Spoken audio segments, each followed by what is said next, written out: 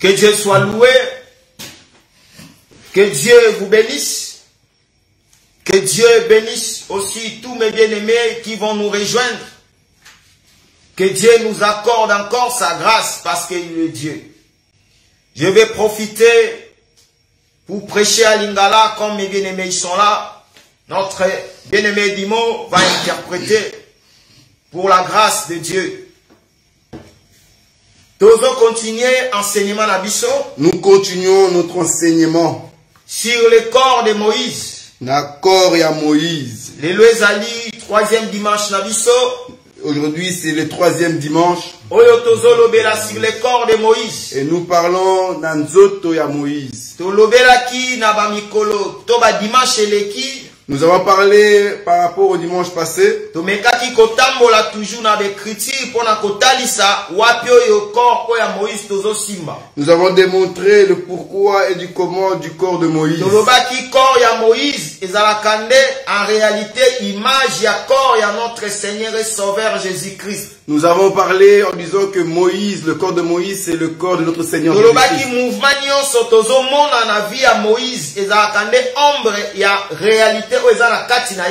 Nous avons dit que tout mouvement que Moïse a fait, en vérité, c'est l'ombre de ce que Jésus-Christ a pu manifester. Nous avons montré cela dimanche passé. Nous avons lu beaucoup d'écritures. Nous ne pouvions revenir en arrière à cause du temps.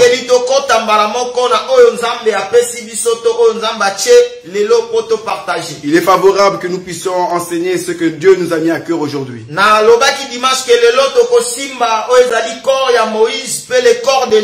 Nous avons dit dimanche passé qu'aujourd'hui nous allons toucher le corps de Moïse et le corps d'Élie. Car en Jésus nous voyons Élie et Moïse.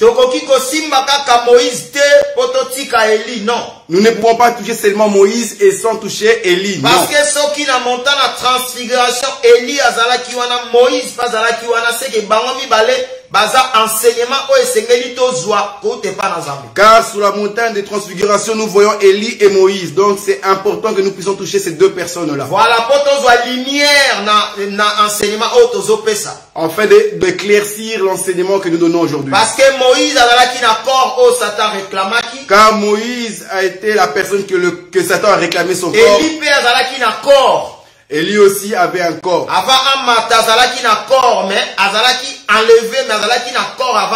Avant qu'il soit enlevé, Élie avait aussi un corps. Par la grâce de Dieu, nous allons décortiquer cela aujourd'hui.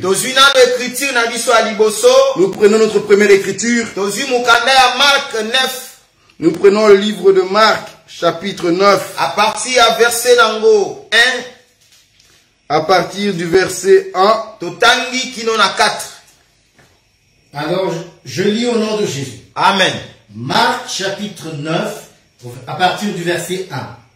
Il leur dit encore, je vous l'ai dit en vérité, quelques-uns de ceux qui sont ici ne mourront pas avant d'avoir vu le royaume de Dieu venir avec puissance. 6 jours après, Jésus prit avec lui Pierre, Jacques et Jean, et il les conduisit seuls à l'écart sur une montagne.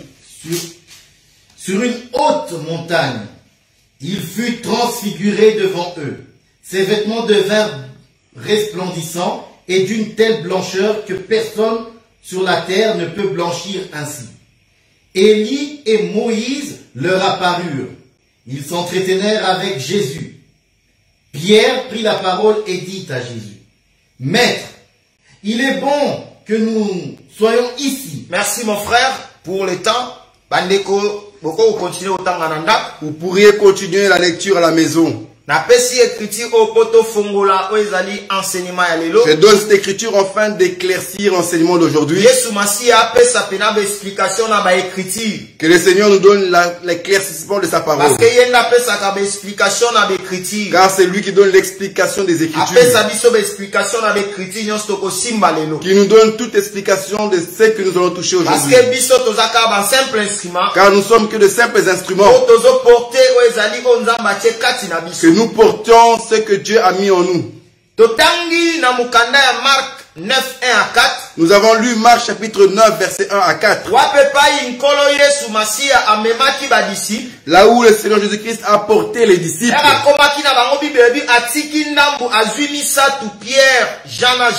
Lorsqu'il part avec les disciples, la Bible déclare qu'il a laissé tous les disciples et il a pris seulement Pierre, Jean et Jacques. La Bible déclare qu'il les a menés aux hautes montagnes.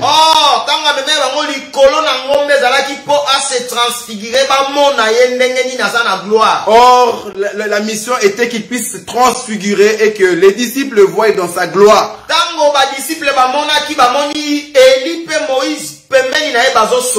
Quand les disciples ont vu, ils ont vu Moïse et Élie en train de parler avec Jésus. Tu ne peux que voir Élie et Moïse si tu es seulement au sommet de la montagne. Car le sommet de la montagne représente le lieu très saint. Là où on entend la voix du Seigneur. Voilà pourquoi une voix apparut pour dire celui-ci est mon fils bien-aimé, écoutez-le.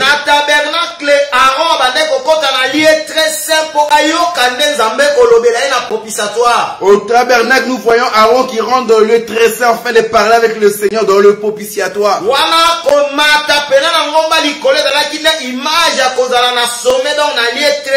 Donc monter au sommet de la montagne, c'est l'image du lieu très saint. Car la montagne représente le tabernacle.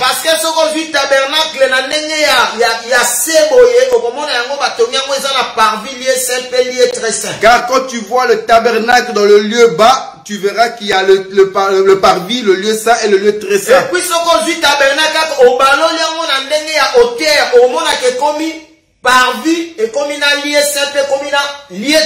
Mais quand tu élèves le tabernacle, tu verras que le parvis c'est le lieu bas, le lieu saint c'est le milieu et le lieu très saint c'est la hauteur. C'est les trois parties qui sont dans le tabernacle. Et nous disons que la montagne aussi a trois parties. La montagne a la vallée, a le milieu et a aussi le sommet. Le Seigneur Jésus-Christ emportant les disciples au sommet de la montagne, il les amène dans le lieu très saint afin d'écouter la voix de Seigneur. On entend seulement la voix du Seigneur dans le lieu très saint. Si tu es au parvis, c'est difficile en fait d'écouter la voix de Dieu. Le lieu saint, c'est difficile d'écouter la voix de Dieu. Il faut aller dans le lieu très saint pour écouter la voix de Dieu. Voilà pourquoi le Seigneur, sachant ces choses, il a dit, je ne vous laisserai pas orphelin. Je vous donnerai l'esprit qui restera avec vous chaque jour. Donc l'esprit de Dieu en nous, c'est Dieu en nous. L'esprit de Dieu en nous, c'est Dieu en nous. Donc quand nous avons l'esprit de Dieu en nous, en réalité, nous sommes dans le lieu très saint. Parce que l'esprit de Dieu car l'esprit de Dieu demeurait dans le lieu très saint. Là où on peut écouter que la voix. Là où on peut écouter seulement la voix. Nous aujourd'hui, si on écoute la voix de Dieu, c'est parce que nous sommes dans le lieu très saint. Tout est accompli. Voilà à la croix et sur la gangi que nyoso ekoki sami. La Bible déclare que le rideau est panzani en deux. Du haut jusqu'en bas. Afin de nous donner l'accès de rentrer dans le lieu très saint.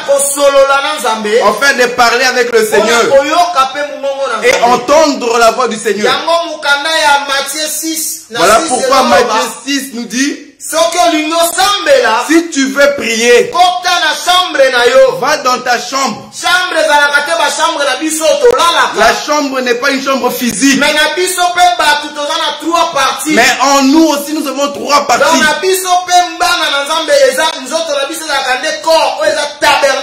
Les enfants de Dieu ont le corps qui est le tabernacle. Nous avons le corps, âme et l'esprit. Oh, notre esprit, c'est là le lieu très saint. Quand nous rentrons en communion avec le Seigneur, c'est là que nous écoutons la voix du Seigneur. C'est là que nous parlons avec le Seigneur. Voilà pourquoi le Seigneur les amène au sommet, pour leur montrer qu'il les a fait rentrer dans le lieu très saint, afin d'écouter la voix du Père. Nous aussi nous écoutons la voix du Père, car nous sommes dans le lieu très saint. Nous sommes en train d'expliquer le corps de Moïse et d'Élie aujourd'hui.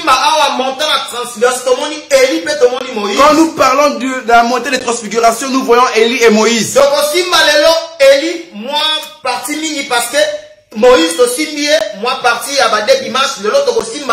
Nous allons parler de 2 dimanches de Moïse. Aujourd'hui, nous allons expliquer plus ou moins en profondeur Élie.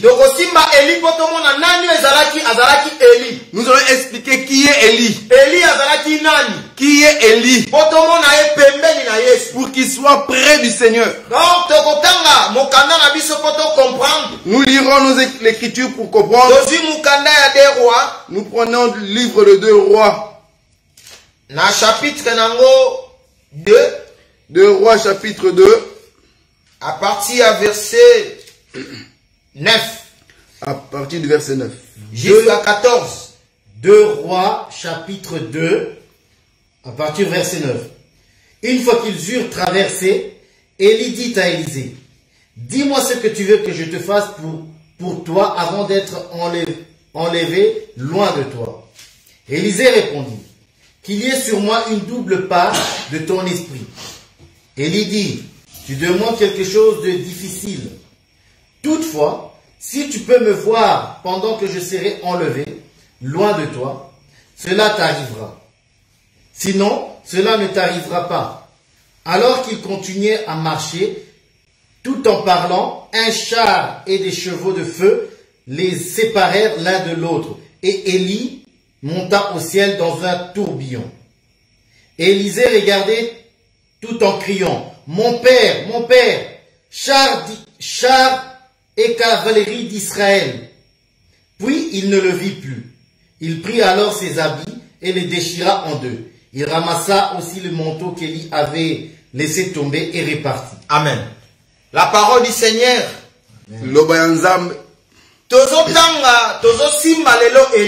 Nous lisons et nous touchons aujourd'hui Élie. Car nous l'avons vu à la montée des transfigurations. Car quand nous parlons du corps de Moïse, nous devons aussi expliquer Élie. Car les deux marchent en pair avec les Écritures. Afin de nous expliquer les choses qui se cachent en eux. Élie était un des prophètes qui a servi le Seigneur avec beaucoup de miracles et d'options. Nous connaissons l'histoire et le livre de Élie. Nous touchons seulement aujourd'hui le résumé de Élie. L'homme qui a arrêté le soleil, la pluie pendant 3 ans et demi. C'est Élie. Celui qui a fait descendre le feu. C'est Élie. Élie a servi le Seigneur avec beaucoup de puissance. C'est lui qui a fait manger les personnes, qui a donné la nourriture à la veuve de Serepta, elle qui manquait de quoi manger, de quoi boire, là où il n'y avait plus de soleil ni la pluie. Mais à l'arrivée d'Élie, cette femme a eu de quoi manger. Élie a servi Dieu avec beaucoup de puissance. L'Éternel a utilisé puissamment. Parmi ceux qui ont gêné 40 jours, Élie fait partie. Moïse fait partie. Et Jésus fait partie. Donc les 3 personnes Il est favorable que nous puissions les expliquer dans notre enseignement. Voilà pourquoi nous avons touché Moïse, aujourd'hui nous allons toucher Élie. Car quand nous voyons un à gauche, un à droite, donc ils sont en train de nous expliquer beaucoup de choses, ces deux personnes. La Bible déclare qu'il fut un temps où Élie partait pour être enlevé. La Bible déclare qu'Élisée, qui était serviteur d'Élie, marchait en pair avec Élie. Il savait qu'Élie allait être enlevé. Parce que le fils de prophète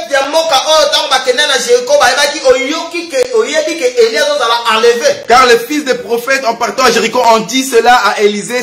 Sais-tu que ton père aujourd'hui Élie va être enlevé? Élisée a répondu, je sais qu'il sera enlevé.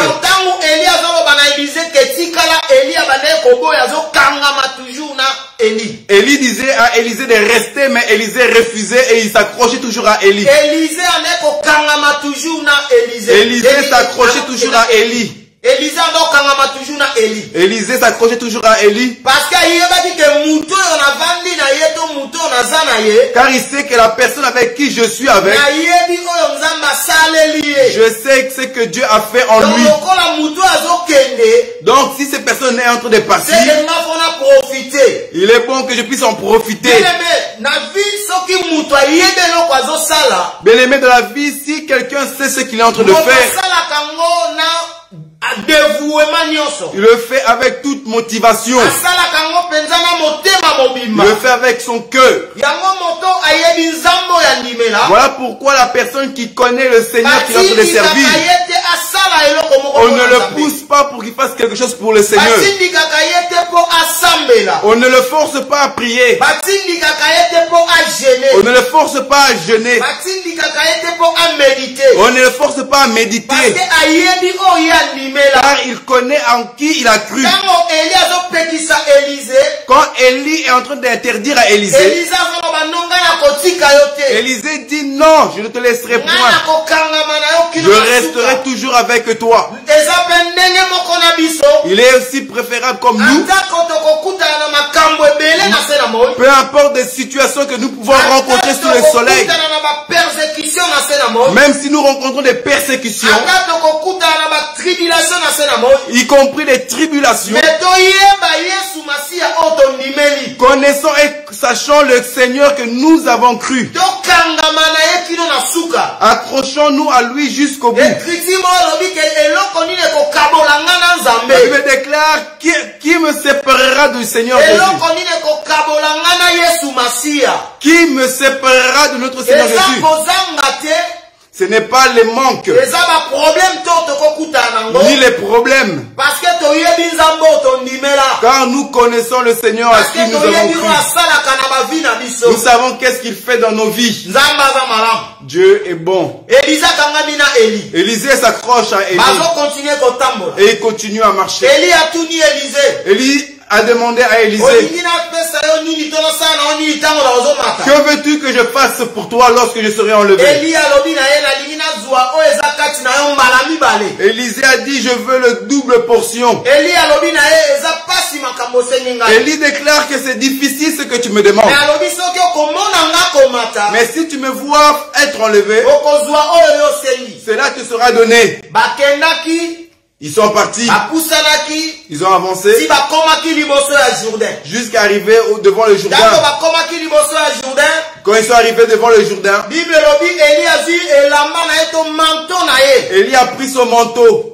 Il a frappé sur les eaux. Et le Jourdain s'est divisé en deux. Et ainsi ils sont passés. Lorsqu'ils sont avancés, la Bible déclare qu'il y a eu un tourbillon. Et c'est ainsi qu'Élie fut enlevé. Quand Élie est en train d'être enlevé, Élisée regarda Élie. Mais lorsque Élisée avait demandé à Élie, il avait demandé double portion. Mais lorsque Élie est en train d'être enlevé, nous n'avons pas vu double portion tomber. Nous avons seulement vu le manteau d'Élie qui est resté. Quand Élisée a vu Élie être enlevé, lorsqu'il le regarda, la Bible déclare qu'Élisée a déchiré ses vêtements. Donc, déchirer les vêtements d'Élisée. Élisée est resté nu. Élisée n'avait plus de vêtements. Les vêtements qu'il avait à ce moment-là, c'était le manteau que Élie a laissé. Élisée a pris ce manteau et il a mis sur lui. Et lorsqu'il revint, il vint devant le Jourdain. Le dernier miracle de Élie, c'est le premier miracle d'Élisée. Il a aussi frappé les eaux avec le même manteau. Et les eaux sont divisées en deux. Ainsi il est passé. Là nous sommes en train d'expliquer l'histoire. Nous demandons au Seigneur de nous donner l'explication de sa parole.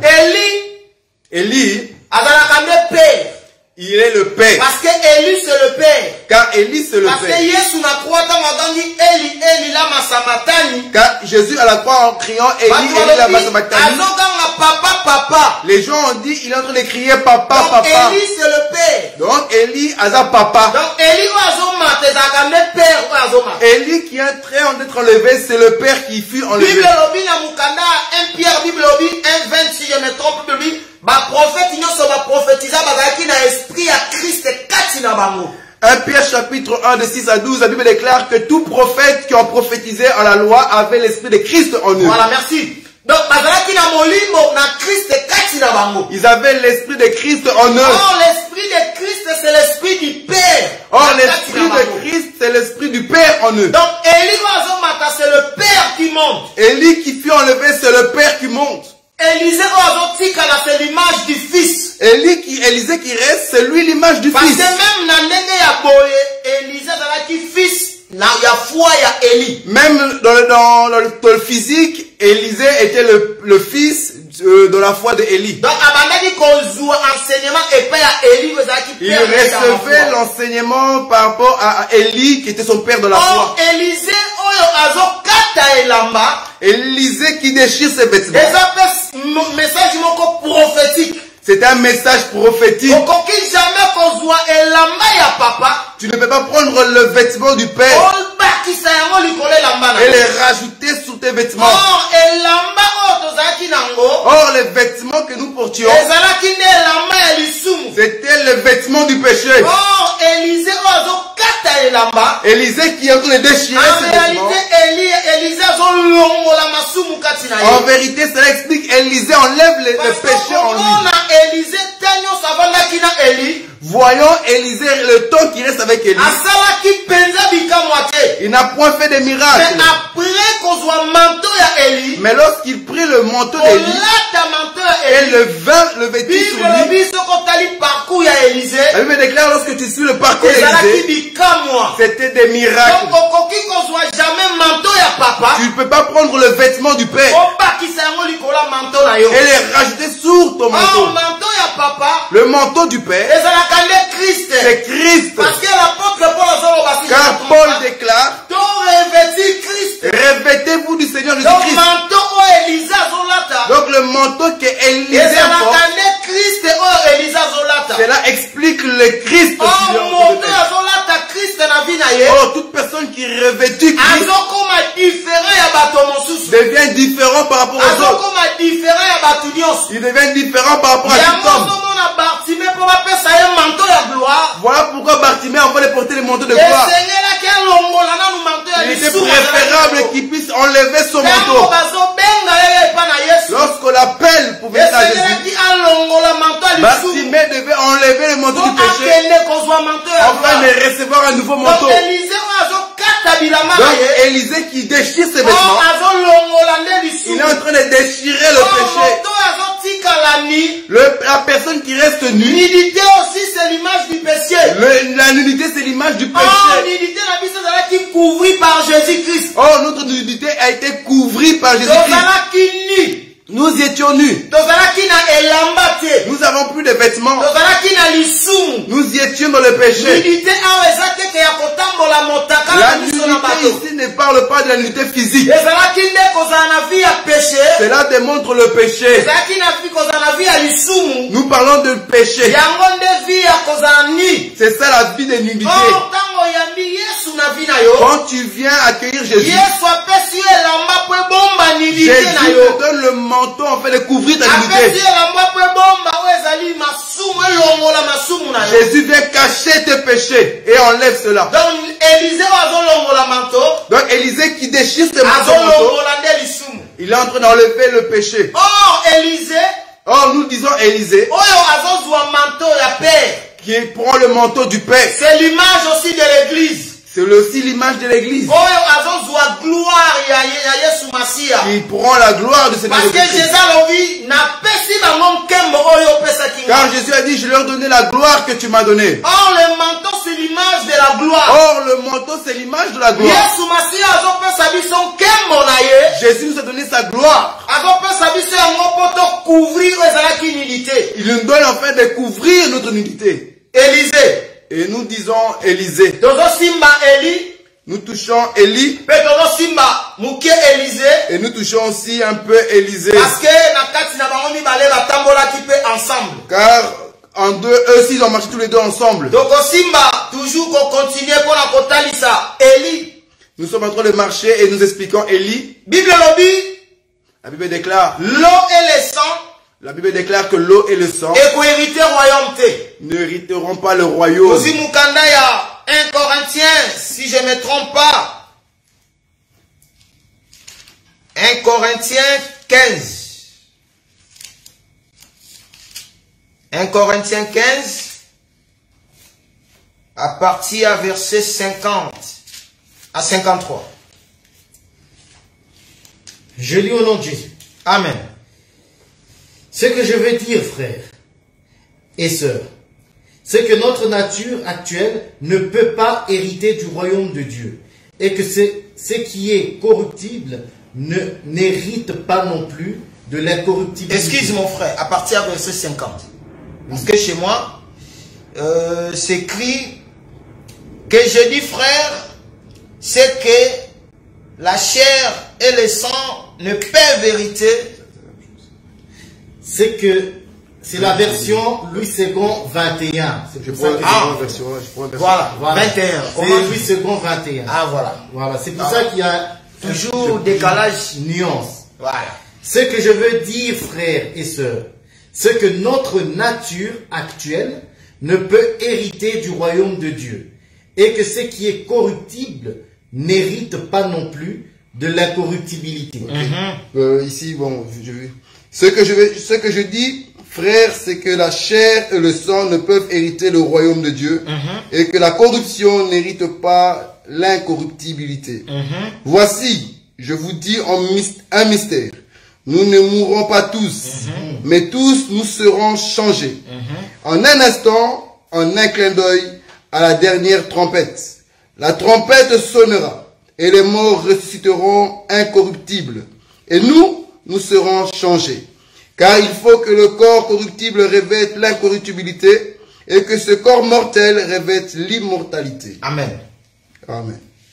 Ici, Bible ici, la parole nous démontre que l'eau et le sang que Nzoto Namakila et qu'aucun jamais cohérité ne peuvent point hériter le royaume de cieux. Or, Élie qui marche avec Élisée avait l'eau et le sang, lui. Mais Élie qui est en train de monter, la Bible déclare, il est en train de remettre le manteau. Or, le manteau, c'est tout un mystère. En réalité, le manteau qui tombe, c'est le corps d'Élie qui retourne. C'est le corps d'Élie qui retourne. Car Bible déclare que Makilé n'a ne faut pas hériter. Oh, Élisée qui reçoit le manteau. Il est en train de reprendre le corps d'Élie.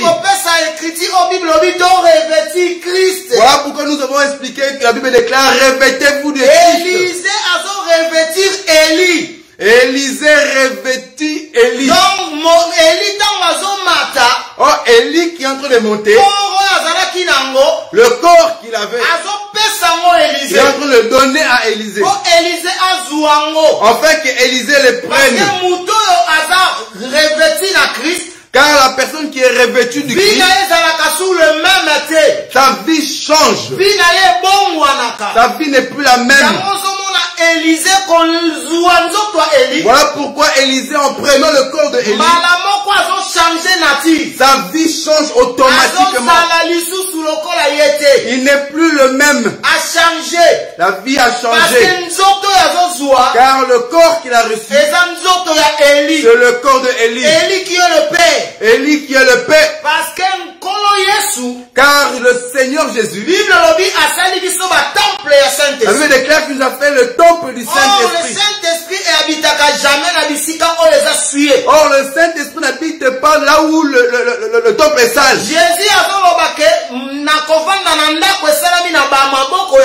Jésus dit que je n'habiterai pas dans la maison qui a été construite du main d'homme.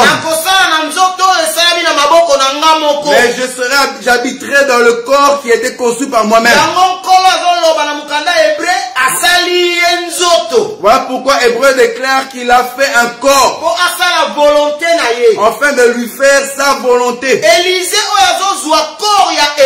Élisée qui prend le corps de Élie. Élisée c'est un mystère aussi. Élisée aussi c'est tout un mystère. Parce que comment on a vu à Élisée. Car vous verrez dans la vie d'Élisée. Bible lobby toujours dans Mukanda ya 1 La Bible déclare dans le livre de 2 Rois 13. Nous allons prendre le livre de 2 Rois chapitre 13.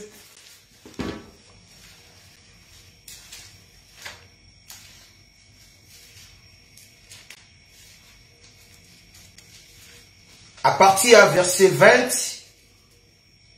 à 21. 2 Rois 13. À partir du verset 20. Élisée mourut et on l'enterra. L'année suivante, des troupes de Moab pénétrèrent dans le pays. On était en train d'enterrer un homme quand on aperçut une de ces troupes et on jeta l'homme dans le tombeau d'Élisée. En touchant les ossements d'Élisée, l'homme reprit vie et se leva sur ses pieds. Amen. Parole du Seigneur. Élisée qui a pris le corps d'Élie. Bible Élisée la Bible déclare qu'il fut un temps que Élisée était tombé malade. Mais Mais dans sa maladie, il est toujours en train de servir le Seigneur. Cela ne veut pas dire que l'homme de Dieu, même si le Seigneur t'utilise puissamment, qu'il y aura une maladie qui va t'atteindre et que tu puisses mourir dessus. C'est possible. C'est possible. Dieu peut l'utiliser et que la mort puisse venir par une maladie quelconque. Nous le voyons dans la vie d'Élisée. Un homme utilisé puissamment. Mais il fut un temps où Élisée était malade. Et cette maladie l'a conduit à la mort. Nous avons aussi vu la vie de Paul. Il avait une écharde dans sa vie. Il avait toujours demandé que Dieu puisse l'enlever cela. Et Dieu a dit à Paul, ma grâce te suffit. Dieu est souverain. Il fait ce qu'il veut. Car les gens peuvent voir qu'un homme de Dieu qui a été utilisé puissamment par Dieu. Mais il est mort par une maladie et les gens se mettent des idées en tête qu'il est venu quelque part ailleurs. Dieu est souverain à permettre Dieu est souverain, il peut accorder que la maladie puisse amener son serviteur dans la mort. Donc nous disons qu'Élisée était malade. Et lorsqu'il était malade, la mort est venue. On l'a enterré et après l'enterrement,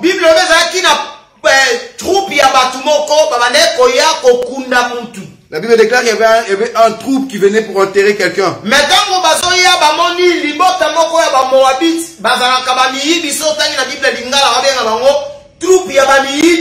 Lorsqu'ils partent enterrer leurs bien-aimés, ils ont vu le troupe des Moabites. Dans la version congolaise dit que ces troupes-là, ce sont des voleurs.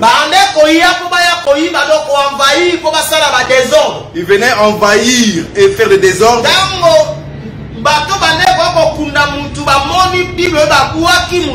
Lorsque les personnes qui venaient avec le cadavre ont vu ces choses, ils ont pris le cadavre et ils l'ont jeté.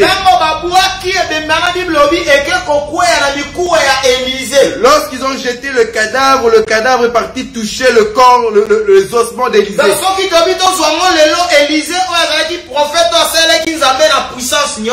Donc nous disons que Élisée qui était un prophète qui a été utilisé puissamment par Dieu.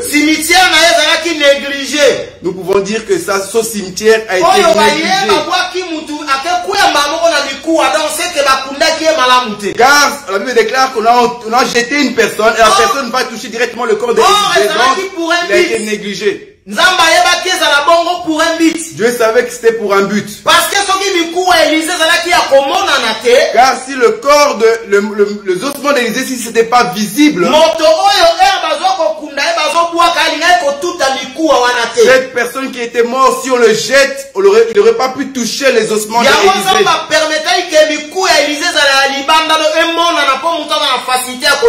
Dieu a permis que les ossements d'Élisée soient visibles afin que toute personne qui est morte puisse le toucher. Car Élisée, que nous sommes en train d'expliquer les ossements que cette personne a touchés.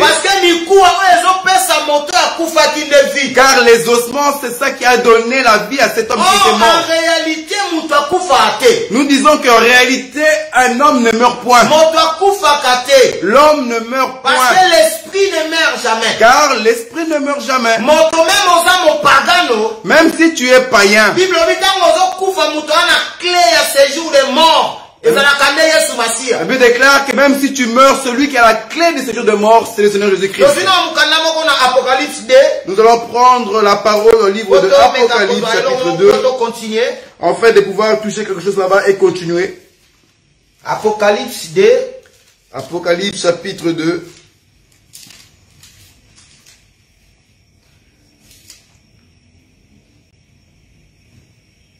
Apocalypse 1, 18. Pardon? Nous allons prendre Apocalypse chapitre 1 du verset 18. Je suis le premier et le dernier, le vivant. J'étais mort et voici, je suis vivant au siècle des siècles. Je détiens les clés de la mort et du séjour des morts. Écris donc ce que tu as vu et ce qui est et ce qui doit arriver ensuite. Amen. Parole du Seigneur. Jean ici voit Dieu lui parler. Et Dieu lui dit que je détiens la clé de séjour de mort. La clé de séjour de mort c'est entre la main du Seigneur Jésus. Donc toute personne qui meurt, que tu meurs dans le péché, celui qui a la clé de t'amener dans le lieu de tourment, c'est Jésus-Christ. Celui qui a la clé du lieu de repos, c'est Jésus-Christ. Donc en réalité, l'homme ne meurt jamais car il est esprit.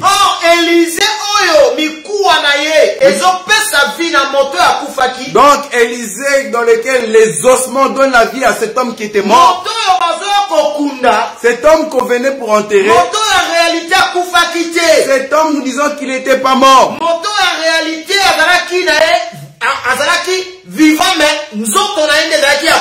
En réalité, cet homme était vivant, mais son corps était mort.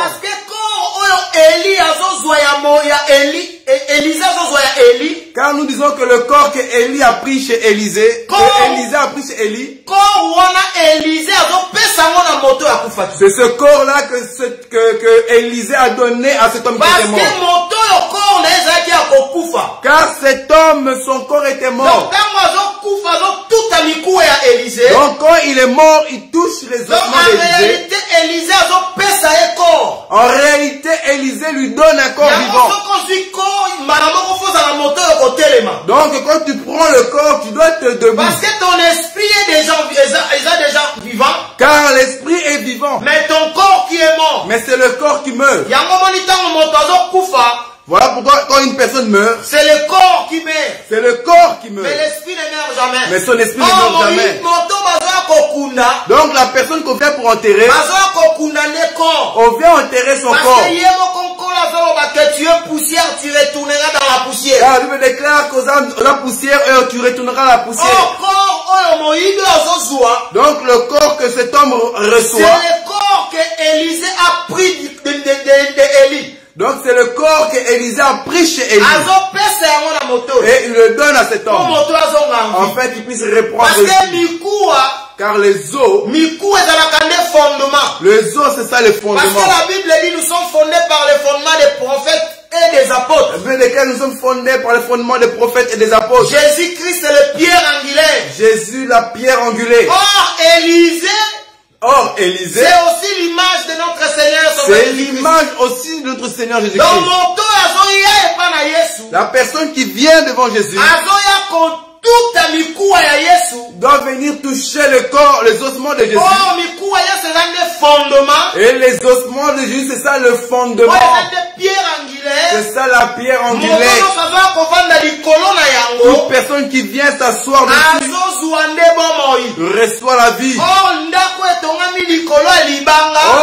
la maison qui est construite en dehors des pierres, qui est construite sur une pierre, malgré le vent, cette maison ne peut pas bouger. Or, nos vies ont été conçues au-dessus des ossements de Jésus, qui est le fondement, la pierre angulaire. Voilà pourquoi même si le vent arrive, il n'y a point moyen que nous puissions bouger. Malheur à ceux qui ont construit sur la poussière. Malheur à ceux qui ont construit sur le sable. Car si le vent arrive, le vent va les emporter. Nous parlons d'Élisée, à qui ces ossements ont donné vie. Nous avons expliqué que c'est le corps d'Élie que Élisée avait pris, que Élisée avait pris et a donné à cet homme qui était mort. En nous disant que Élie qui était enlevé, il a été enlevé pour un enseignement. Car Élie et Moïse, ce sont les enseignements qui nous enseignent sur l'enlèvement. Or, la première personne de la Bible qui fut enlevée, c'est Enoch. Quand tu touches Genèse chapitre 5, à partir peut-être à verset 1, et tu te mets à lire cela, cela va nous expliquer l'histoire d'Enoch.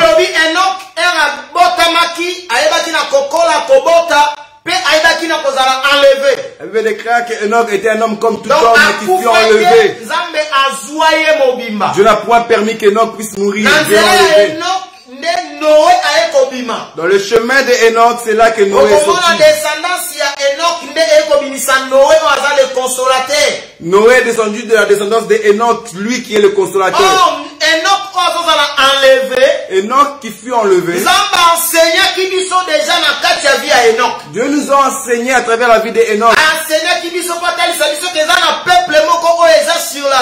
Il nous explique qu'il y a un peuple sur la terre, mais qui ne sont pas de ce monde. Ce qui est préférable qu'ils puissent retourner de là où ils venaient. Voilà pourquoi le mouvement d'Enoch fut répété chez Élie. enlevé. Et lui aussi fut enlevé. Et le même mouvement a été fait par Jésus. Mais Jésus est en train d'expliquer les deux mouvements. Il fait le mouvement de Moïse. Il fait aussi le mouvement d'Élie. Le mouvement de Moïse. Moïse fut mort. Mais Moïse explique également celui qui fut enlevé. Comme ceux qui meurent en Christ. C'est lui qui explique les gens qui sont morts en Christ. Parce que 1 Corinthiens 15. Car 1 Corinthiens 15 nous explique. Car 1 Corinthiens 15 à partir du verset 50 nous explique. La Bible dit que nous n'avons pas dévancé ceux qui sont morts en Christ. Les gens qui sont morts en Christ. La Bible déclare qu'il y a un signal donné à un clin d'œil. Au son de la trompette. Les morts en Christ vont ressusciter. C'est l'image de Moïse. C'est lui qui meurt afin d'être ressuscité en enlèvement. Élie explique les gens qui sont enlevés. C'est l'image de ceux qui sont vivants. Changent leur corps en un corps incorruptible afin d'être enlevés. Voilà pourquoi nous voyons Élie et Moïse. Jésus est avec eux comme les deux témoins. Il est aussi préférable qu'il fasse les mouvements de ces deux témoins. Voilà pourquoi Jésus va mourir d'abord. Après 3 jours, il va sortir. Et lorsqu'il sort après 40 jours, la Bible déclare qu'il fut enlevé. Il explique les gens qui meurent, qui ressuscitent. Il reçoit le corps incorruptible.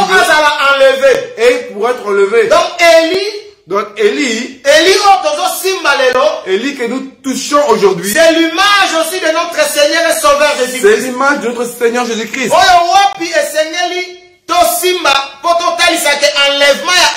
À qui nous devons toucher pour expliquer l'enlèvement de Élie. C'est ça le mouvement que Christ a enlevé. C'est ça le mouvement de Christ qui fut enlevé. Et nous explique que nous qui avons cru en lui, nous devons savoir que l'enlèvement est devant nous. Toute personne qui sont en train de respirer, en train de se reposer au sein d'Abraham, au son de la trompette, la Bible déclare qu'ils vont être enlevés. Et nous qui sommes vivants aujourd'hui, nous changerons de corps, nous aurons un corps incorruptible et nous serons enlevés. C'est ça le mouvement Moïse. C'est ça le mouvement de Élie et Moïse. Nous explique l'enlèvement. Dans le chemin de Moïse et dans le chemin d'Élie. Toujours l'enlèvement. Nous explique seulement l'enlèvement. L'enlèvement que nous devons expliquer aux enfants de Dieu. Que l'enlèvement est réel. Que l'enlèvement est à vivant. Que si nous vous prêchons la parole du Seigneur, nous aussi nous nous préparons pour l'enlèvement. Parce que l'enlèvement, car l'enlèvement, nous attendons tous enfin de rencontrer le mari fidèle. Tu es une personne heureuse. Toi qui écoutes l'évangile,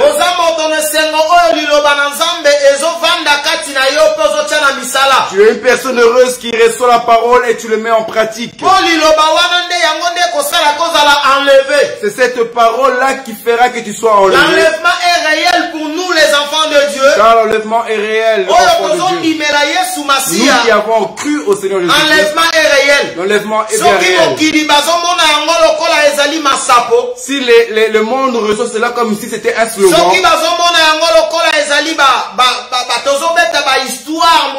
ils voient cela comme des histoires. Mais nous qui croyons à cette parole, nous croyons que l'enlèvement est réel. Nous nous préparons chaque jour afin de rencontrer le mari fidèle.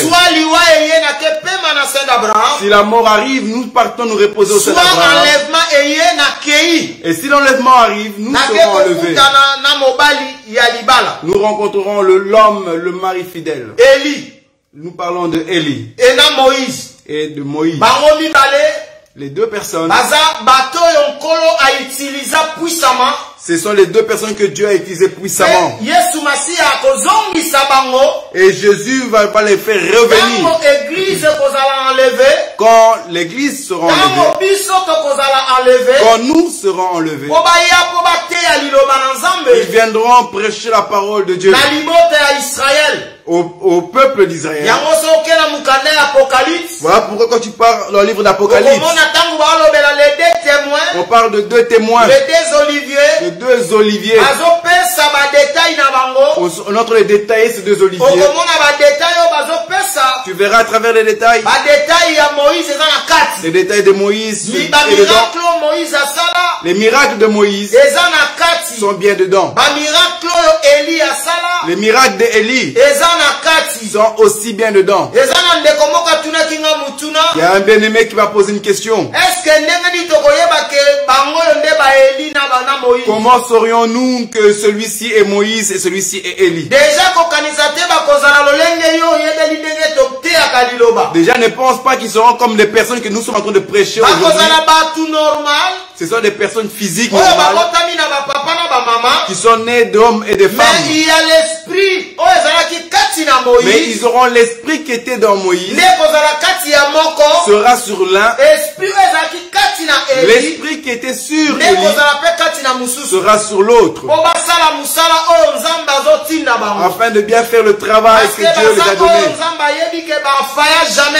Car ce sont les personnes que Dieu sait qui ne vont jamais faillir dans la mission. Ils ont bien accompli leur mission. Dieu va les faire revenir pour le peuple d'Israël, enfin qu'ils puissent écouter la parole et qu'ils puissent sceller les 144 000. Ils vont les prendre les 12 tribus d'Israël. C'est ça les prémices que le Seigneur prendra à Israël à travers le chemin de deux joints. Donc Élie et Moïse, lorsque nous touchons leur vie se cache en Christ Jésus. Voilà pourquoi quand le Seigneur ouvre les mains, nous voyons Élie et Moïse. Quand il ferme les mains, nous voyons Jésus lui seul. En réalité, Jésus n'est qu'un oiseau. Donc Élie et Moïse, ce sont que les ailes. Quand tu vas dans Zacharie,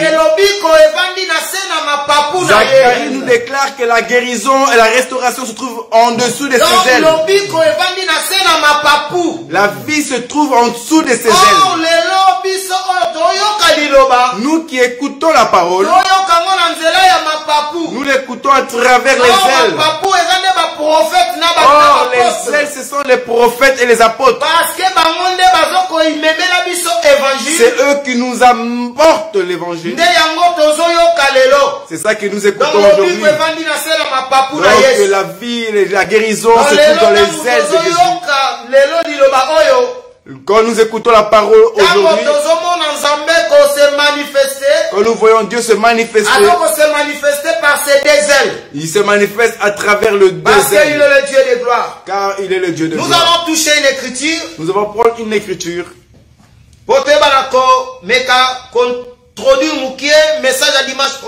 pour enfin introduire le message du dimanche prochain. Nous prenons le livre de Luc. Chapitre 22. Chapitre 22. Verset 31 à 32. Verset 31 et le verset 32. Luc, chapitre 22, à partir du verset 31. Le Seigneur dit, Simon, Simon, Satan vous a réclamé pour vous passer au crible comme le blé. Amen. Mais moi, j'ai prié pour toi, afin que ta foi ne disparaisse pas. Et toi, quand tu seras revenu à moi, affermis tes frères. Parole du Seigneur. Malobayans Kolo. Yesu Masia. Le Seigneur Jésus-Christ. Azolobana Pierre. Il dit à Pierre. Ici nous introduisons l'enseignement du dimanche prochain.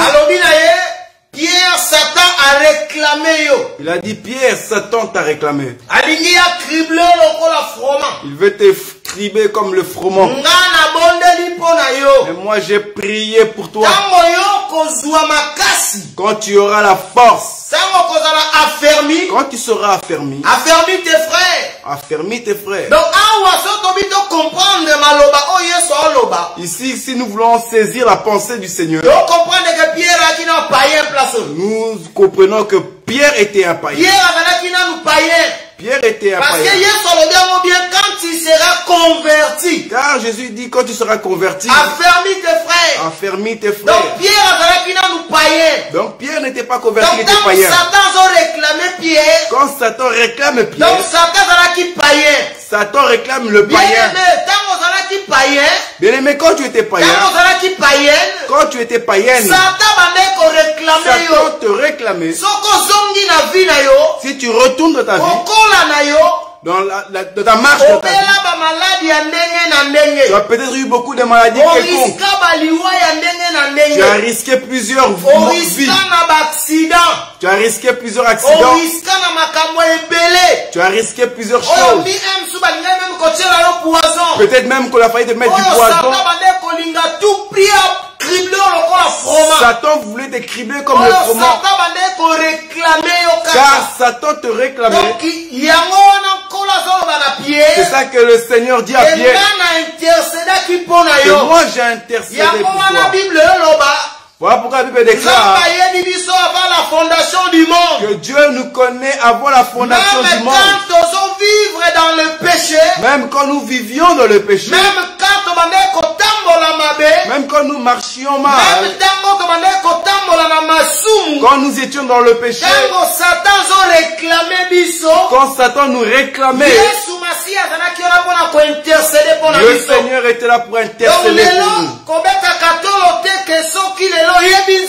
Ne tape pas le torse en disant que si tu connais le Seigneur aujourd'hui, c'est à travers ta force. Si nous connaissons la parole aujourd'hui, ce n'est pas à cause de notre force. Car Satan a cherché de nous cribler depuis longtemps. Satan veut nous faire du mal depuis longtemps. Quand nous y étions encore des païens,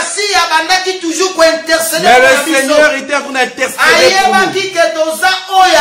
Il savait que nous étions le sien. Il ne voulait pas que Satan nous crible comme le froment. Ici, Pierre était païen. C'est ça notre enseignement. Quand nous étions dans le péché, le Seigneur était avec nous. Pour pouvoir veiller sur nos vies. Il veillait sur nos âmes. Voilà pourquoi il dit à Pierre, quand tu seras affermi, quand tu seras converti, paye mes brebis. Voilà quand Pierre a reçu le Saint-Esprit. La Bible déclare que celui qui avait la parole. La Bible déclare que Pierre et le 11 se sont levés pour enseigner la bonne nouvelle. Il a dit que ceux que vous avez cloués sur la croix, c'est lui le Messie. Donc, quand Pierre fut converti, il a commencé à affermir ses frères.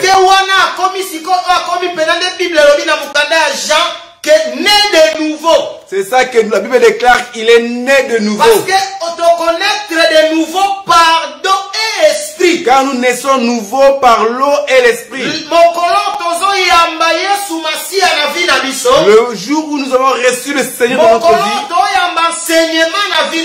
quand nous avons reçu l'enseignement, nous avons reçu l'enseignement. C'est le jour où nous recevons l'Esprit de Dieu. C'est là que nous avons reçu l'Esprit de Dieu. Quand nous avons accepté l'enseignement, c'est alors que nous recevons le Saint-Esprit. L'Esprit de Dieu, c'est l'enseignement. Car le Saint-Esprit, c'est l'enseignement. Parce que Jésus, quand il viendra prendre l'Église, il viendra prendre ceux qui ont reçu l'enseignement, ceux qui ont respecté son enseignement. Si tu veux être avec Dieu, si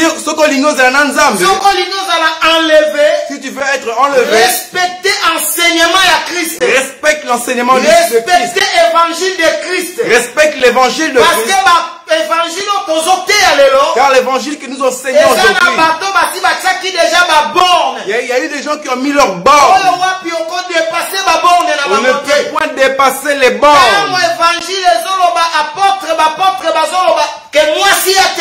Quand les apôtres disent que la femme n'enseigne pas, et toi tu dis que la femme enseigne, tu es en train de détruire les bornes des apôtres. Nous posons la question, toi qui acceptes que la femme enseigne, et l'apôtre Paul, qui a servi Dieu plus que l'un et l'autre. Paul il dit que la femme ne doit pas enseigner. Mais toi tu veux enseigner.